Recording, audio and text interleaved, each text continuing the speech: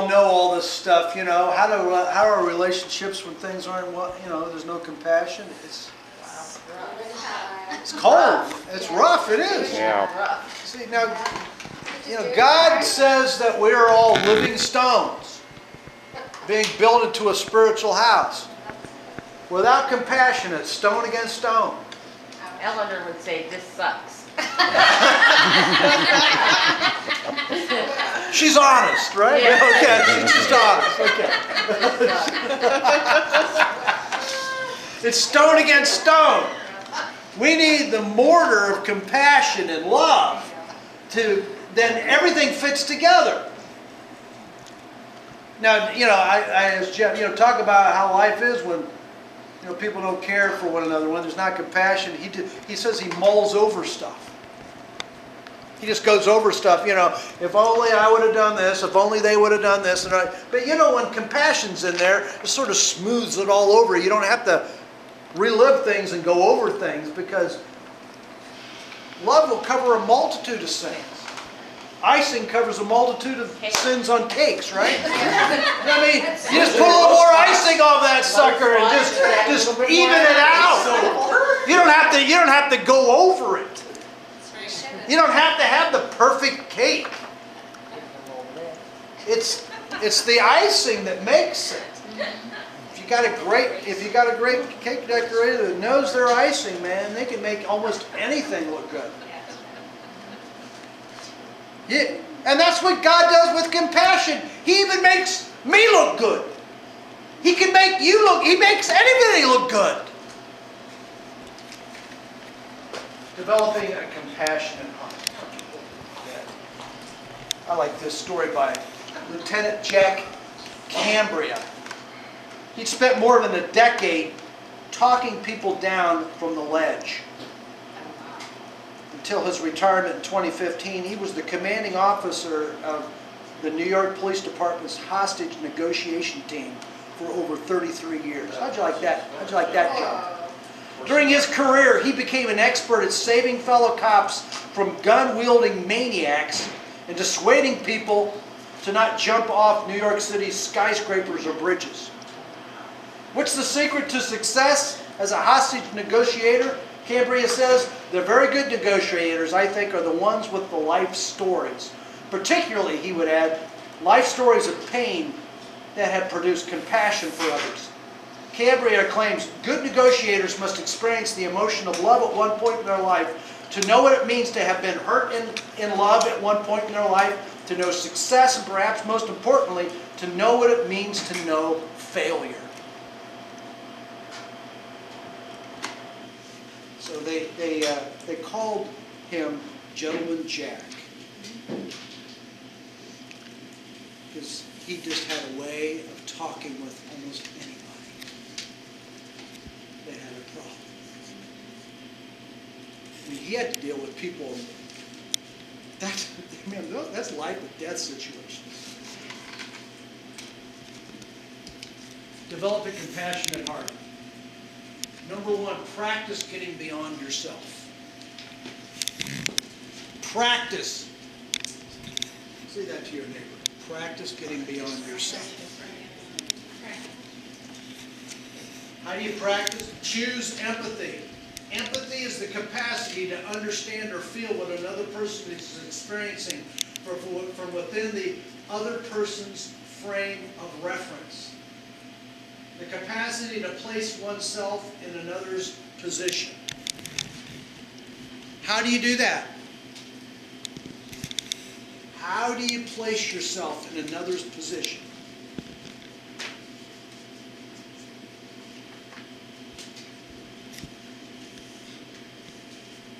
How do you do that? You can't judge. You can't judge. You have to leave your position.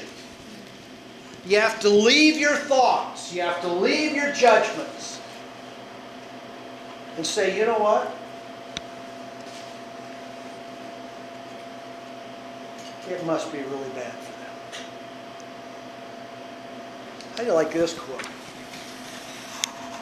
Compassion is sometimes the fatal capacity for feeling what it is like to live inside somebody else's skin. What would it be like? You know what you do when you're coming to an impasse with somebody and you don't have compassion? Start talking with them. Say, tell me about your mom. Tell me about your dad. What excites you? Get to know them. It is the knowledge that there can never really be any peace and joy for me until there is peace and joy finally for you too. Boy, that's compassion, isn't it? There's no peace and joy for me until there's peace and joy for you. Or how do you like this one? Be kind, for everyone you need is fighting a harder battle. Have you ever thought about that? I've thought about that. Boy, it really must be hard for them. Is everyone fighting a harder battle? Ultimately, probably not. But you know what? If something's not clicking in them, I've thought about this before. I've gone this place. It must be very hard for them. There's just something I don't get. There's just something I don't get.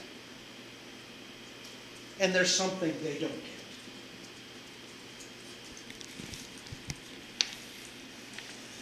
You really have to approach a person not to have them to do what you want them to do, but you approach somebody to understand. That's the beginning of compassion. You approach to get to know them. Everybody has a story. Right. Everybody has a story. That's right. Get to know their stories. Because our stories tell us who we are.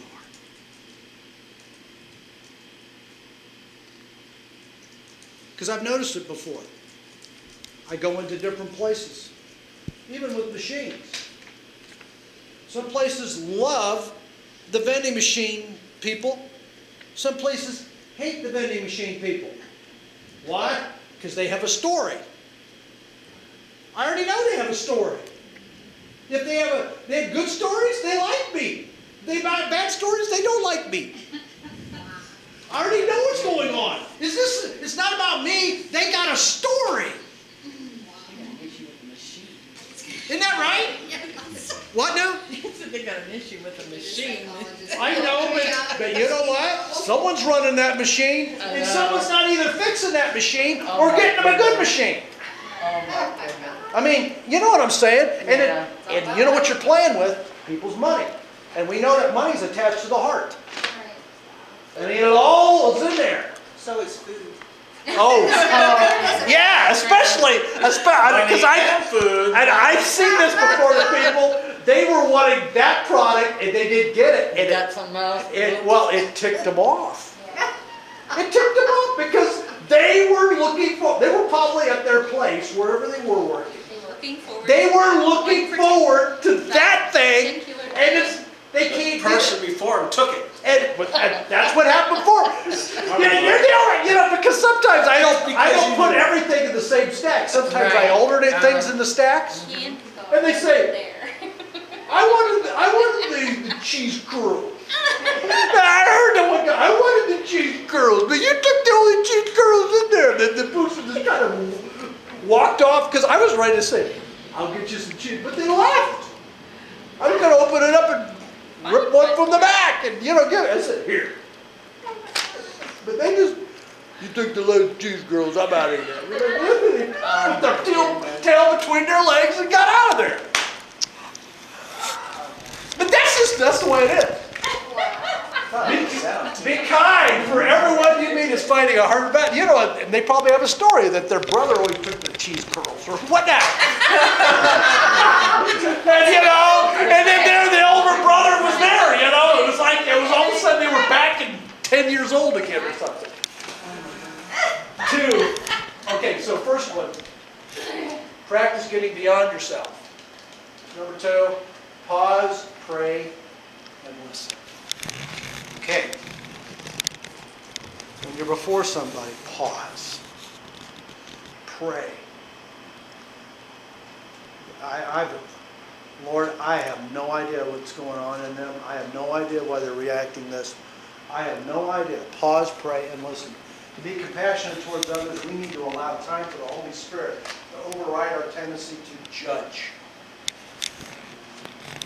Right? A simple prayer like, Holy Spirit, guide my heart, often provides enough space and guidance. The passage, 1 Samuel 16, says, man looks on the outside, but God looks at the heart. Right. Amen. We need to look at the heart. And you know, sometimes the heart's cloudy. We can't see the heart. We can see the outside. We can put ourselves in their shoes. If I were in their shoes, this is what I would do, but we're not them. Something else is going on in their heart, right?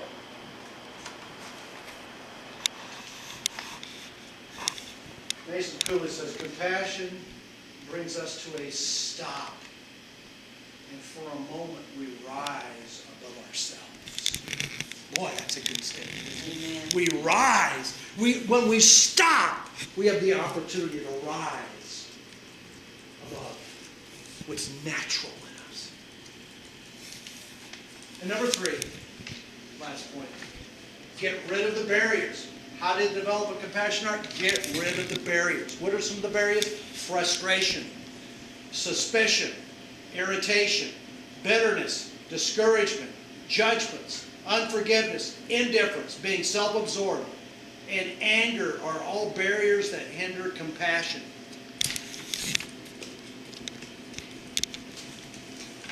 There's a film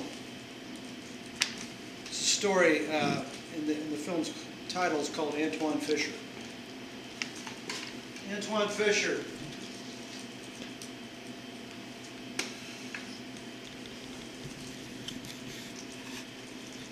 he was born in a prison.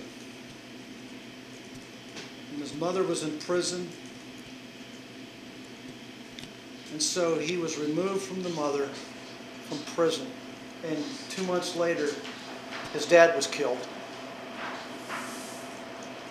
And he grew up in foster homes. And he was beaten. Horrible things happened to this young man. It finally came to the point where he was in the military, and he was seeing a psychiatrist in the military. He was really progressing. One thing, I like these movies where everybody grows. Everybody grew in that movie. I like that. I like that part about it. Yeah, you know, there's no perfect movie. It's a good movie. But here he is. He has a girlfriend. He's stationed out in California. The psychiatrist said, "We need to find your mother." He went back to Cleveland, Ohio. That's where he grew up. Went back to Cleveland, Ohio, and it was Elkins. It was Edward Elkins.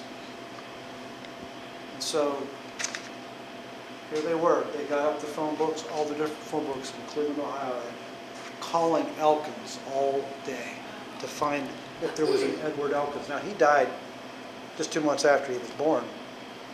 That was like 5 years before that. 26 years before that. So finally, it was 11:45 at night.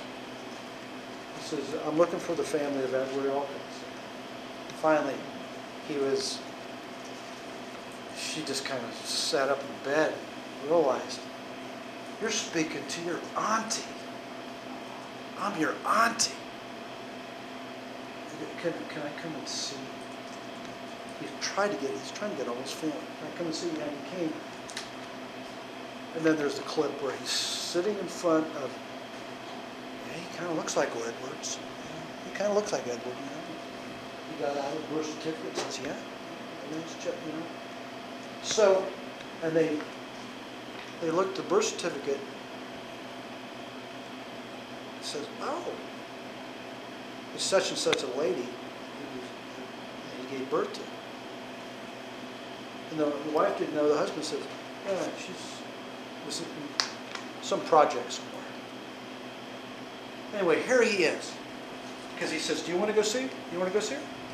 We can take care of that right now." So they went.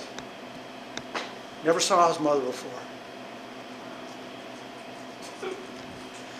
It's pretty powerful. Anyway, here he is. They knock on the door. She, I don't know, she just sort of calls out, "Who is it?" You know. He says his name and she says, "We would like to come in." She just unlocks the door. She doesn't know how to open the door. He pushes the door open. He goes walking in. He says, "This is Antoine Fisher." And she just kind of is taken aback. "That's my firstborn son." And she slinks back and goes into the back of the apartment. It's like, man, she's not with it. And she wasn't. And then he looked at her. The older man looked at Antoine and says, "Do you want to go see her?" "Yeah, I want to go." He said, "I'll be out in the car." Closed the door. Go like this. And his mom was sitting on his couch in the back of this apartment. There were dirty dishes in there. It was in the projects, clean.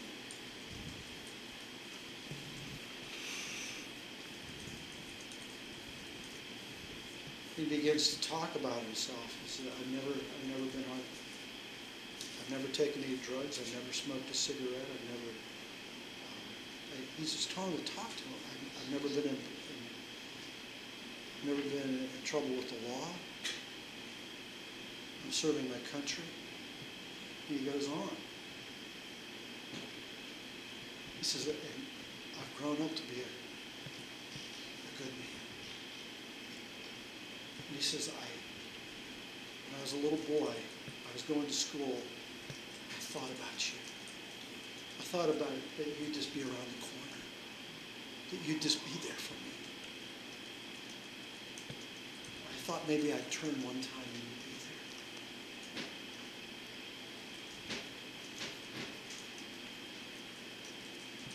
I dreamt of this day. I dreamt of how you'd look, of how you'd be, of how you would. And he just kind of goes on like this. And he says, well, why didn't you ever try to find me?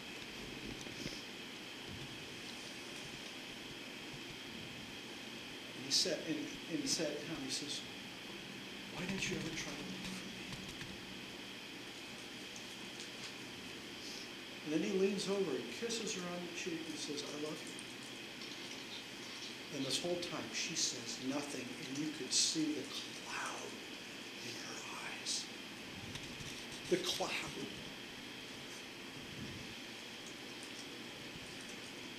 And he just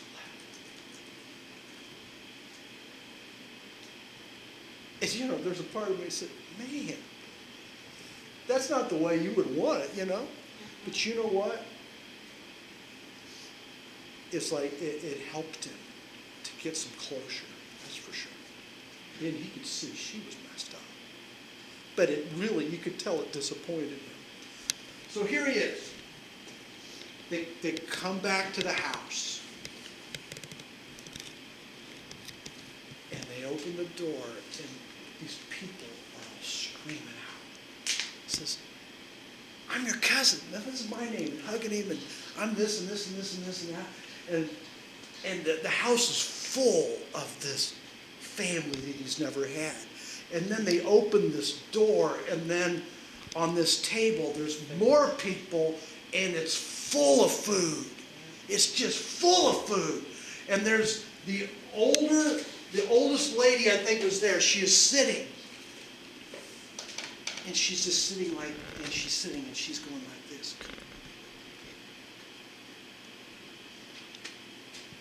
She looks probably, in her 90s probably. And he comes, puts her hands out, he put his hand, and she leans over and says, welcome. He looks around, girlfriend jumps up, gives him a hug, and all of a sudden, they sit him down, and it's the family he's never had.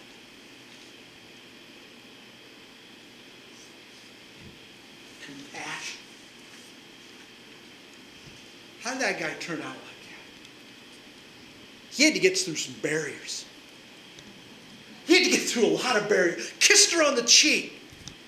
He didn't walk out of there with an attitude. My goodness. If we plan to be people of compassion, we got to get beyond ourselves. We got to get over ourselves. It's time to get over what's been binding you for years. Because people are wanting that Jesus that's in you That's right. and in me. He can help you to be kind and tender-hearted. That's right. Bernard Shaw says the worst sin towards our fellow creature is not to hate them, but to be indifferent to them. That's the essence of inhumanity, to be indifferent. Just, I don't care. Who gives a rip? Right? That's worse. At least when you're angry, you got some passion about you. And William Penn says, if there is any kindness I can show or any good thing I can do to any fellow being, let me do it now and not deter or neglect it, as I shall not pass this way again. We'll never pass this way again. We'll never experience this day again, right? So Lord, I'm just thankful that you sent your Son to live, to fully live, Yes. so that we can find life. You walked into our life when we weren't looking for you, to wake us up.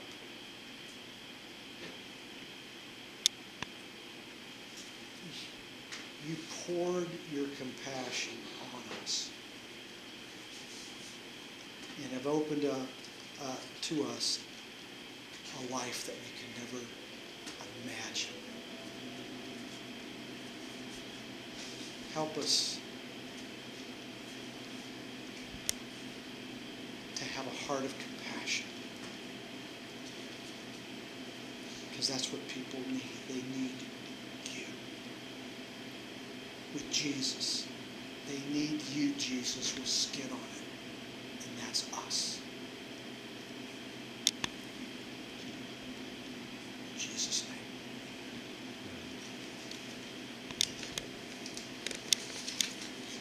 So, God's full of it. What are you full of?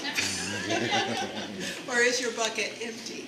You know, when he asked the question, when is it hardest to show compassion? It's when your bucket's empty. And it came to me because I had just picked up a book yesterday called Simplify by Bill Hybels. 10 Keys to Unclutter Your Soul. And in the first chapter, he's telling about a time in his life when, wow, he was just depleted. He was overwhelmed. He was discouraged. He was angry at people for making demands and never being pleased. And the whole rest of the family knew it. They all came to him separately. And he basically said, you need to inflict yourself upon yourself. In our cabin, in another state, alone. So he packed up his duffel bag and he was heading out of the house, and even the dog skitters off into the other room. He says, even the dog knew before I did that I'd had enough, that I needed some time alone. So, yeah, I think sometimes we forget to have compassion toward ourselves, and we become the machine. And it's work, work, work, or, you know, we let stuff build up and we don't take care of our own emotions, or so it's that self-care that enables us to have full buckets and to reach to others. Important piece.